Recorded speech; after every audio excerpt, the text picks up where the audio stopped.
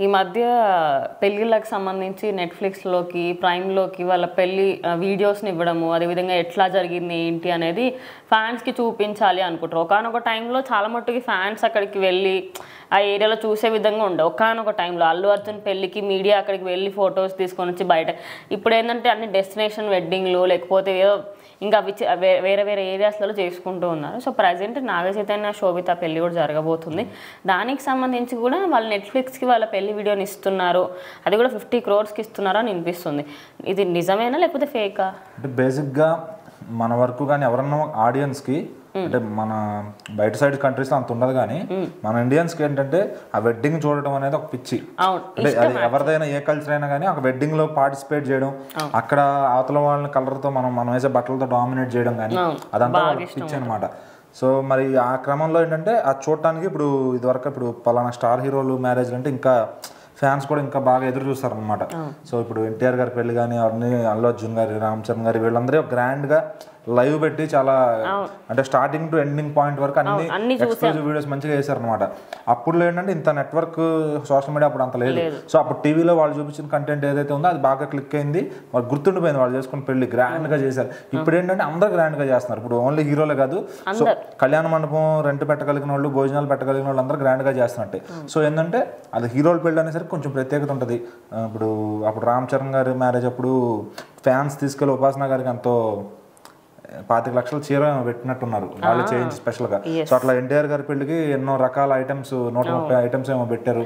అట్లా చెప్పుకునే విధంగా చూస్తేనే వావ్ అనిపించింది, అరే నిజంగా పెళ్లి చెప్పుకునే విధంగా. ఇప్పుడు ఏంటంటే రాను కల్చర్ ని భ్రష్టు పట్టిస్తున్నారు చెప్పాలంటే. అంటే ఈ ప్రీ వెడ్డింగ్ షూట్లని అవి ఓవర్ అంటే చెయ్యొచ్చు, మరి టూ మచ్ వెళ్ళిపోతుంది. మరి మురికాలవల దగ్గర అది వింటే అది చూస్తుంటే రాత పుట్టేలా ఉన్నాయి కొన్ని అయితే. సో ఏంటంటే కాలువల దగ్గర ఇప్పుడు ఎక్కడో తాజ్మహల్ దగ్గర చేశారంటే కొంచెం వీడు ఉన్నాడు చేసుకున్నాడు అనుకుంటారు, సెలబ్రిటీ ఎవడో చేసుకున్నాడు. నార్మల్ వాళ్ళు కూడా ఏంటంటే వాళ్ళకి స్తోమతకు మించి ఇంకా అంటే ఆ కెమెరామ్యాన్ ఎంత దూరం దాన్ని ఏమంటారంటే ఎక్కడికైనా వెళ్ళిపోయి ఒక డంప్ యార్డ్ల దగ్గర కూడా చూసాను నేను. ఆ డంప్ యార్డ్ల దగ్గర చేయడం అవి చూస్తే ఏంటంటే రోత పుడుతున్నాయి. అవి నచ్చుతాయి లేదా క్వాలిటీ పక్కన పెడితే అవి మరీ దిగజారిపోతున్నారు అనిపిస్తుంది. వాటి కోసం అవసరం లేదంత. తర్వాత ఏంటంటే ఇప్పుడు ఇంకా సెలబ్రిటీస్ అయితే ఈ నెట్ఫ్లిక్స్కి ఇవ్వడం, మన నయనతార గారు అట్లా మరి ఇప్పుడు వీళ్ళది అని చెప్పి అంటున్నారు. మరి ఫ్యాన్స్ ఏమో కొంతమంది నిజం కాదు ఫేక్ న్యూస్ అంటున్నారు. అది ఎంతవరకు ఏంటనేది ఏదైనా కానీ ఇట్లా ఇవ్వడం అనేది కరెక్ట్ కాదు.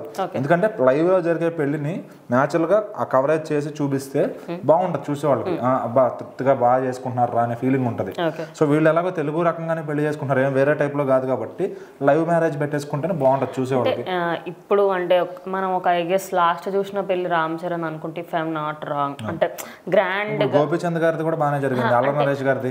మనకి వీడియో పరంగా వచ్చినప్పుడు అల్లు అర్జున్ది కానీ లేకపోతే ఎన్టీఆర్ది కానీ రామ్ చరణ్ది వీళ్ళ చూసినప్పుడు అరే ఇట్లా ఉండాలిరా పెళ్ళి అన్నట్టు అనిపించింది. ఇప్పుడు ఇక్కడే చేసుకుంటున్నారు కదా హైదరాబాద్ లో, మరి అట్లా అంటే డైరెక్ట్ లైవ్ పెట్టకుండా ఒక చిన్న వీడియో లాగైనా సరే అట్లయినా ఇయ్యొచ్చు కదా. కంప్లీట్ రెడీ చేసేసి అన్నపూర్ణ స్టూడియోస్ పేజ్ లోనో లేదంటే ఎవరో ఒక యూట్యూబ్ ఛానల్ ద్వారానో లేదంటే ఒక టీవీలో లైవ్ ప్లే చేయడం ఒక సండే పూట అట్లా ప్లాన్ చేయొచ్చు, బానే ఉంటుంది. ఇంకా వీళ్ళు మరి నెట్ఫ్లిక్స్ మరి ఎందుకు అని అదే డిమాండ్ అట్లా ఉంది. అంటే వీళ్ళు అడిగేది కాదు, ఆ నెట్ఫ్లిక్స్ వాళ్ళే ఇట్లాంటి సెలబ్రిటీ మ్యారేజెస్ చాలా పెట్టారు. అదే అంటుంది, వాళ్ళు ఆ కంటెంట్ ని వాళ్ళు అట్లా కొనేసి వాళ్ళు వ్యూవర్షిప్ తెచ్చుకుందాం అనే ఇదిలో చేస్తారు అనమాట. సో అదొక వాళ్ళ యూనిక్ థాట్ అవుతుంది కూడా వాళ్ళకి. వాళ్ళు చూసే కంటెంట్ చూస్తారు, బట్ అందరూ చూడాలంటే నెట్ఫ్లిక్స్ దొరకదు. ఇప్పుడు నార్మల్ గా టీవీలో యూట్యూబ్ లో వస్తే చూస్తారు. ఈ ఓన్లీ పర్టికులర్ ఓటీటీలో చూడాలి అంటే అందరి వల్ల కాదు. ఇప్పుడు ఫ్యాన్స్ కొంతమందికి తెలియదు, సీనియర్ ఫ్యాన్స్ ఉంటారు, లేదంటే ఫోన్ వాడిన వాళ్ళు ఎక్కువ కమ్యూనికేషన్ తక్కువ ఉన్న వాళ్ళు ఉంటారు.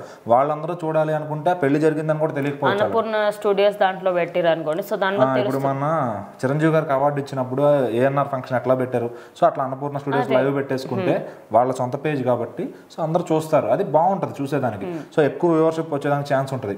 సో దాని లింక్ కూడా అందరూ షేర్ చేసుకుంటారు, ఫ్యాన్స్ టు ఫ్యాన్స్. ఇప్పుడు యూట్యూబ్ ఛానల్స్ అయినా కానీ టీవీ వాళ్ళైనా కానీ వాళ్ళు లైవ్ వేయడానికి ఒక ప్రిఫరెన్స్ ఉంటుంది.